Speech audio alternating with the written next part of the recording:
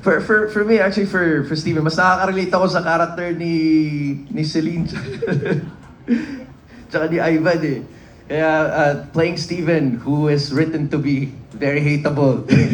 Kasi parang ako nagbabalancing act na sa akin na lang, I try to approach it in a way na this is still a human being. Even though I don't agree or I don't condone, or I don't want to give him a pass for how he expresses himself, kung ano yung mga ginagawa niya sa pelikula. I wanted to understand why. And sa akin, parang na-realize ko, yung driving force talaga ni Steven is fear.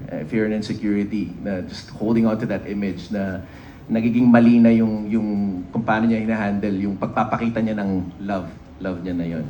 And if I can actually answer the first question then, why I accepted. Kasi yun nga, it's a very sensitive topic for me then. Pero even just reading the script and knowing that annulment wasn't a gimmick in the film. Hindi siya yung, oh, let's do a film about annulment. Ito, parang gimmick siya. It's just so happens to be a story that revolves around annulment, which is a very, parang, a story that happens a lot here sa Philippines.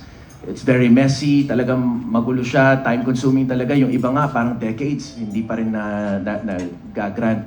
Kaya in a way, I felt, sorry, I don't know if I can share, very fortunate na for my own situation, dahil dual citizen ako, I was lucky enough to get the chance to go through a divorce, which was relatively quicker. So in a way, I know it's not an advocacy film, it's just it's a family drama that just revolves around it. But if it can open some people's eyes then to the limits of our legal system when it comes to annulment, na maybe for those, because any relationship that ends is very painful for everyone involved. Pero relationships that must end, yung andun na talaga sa dulo, yung sinasabi nga ni Angelica na freedom is deserved na and needed.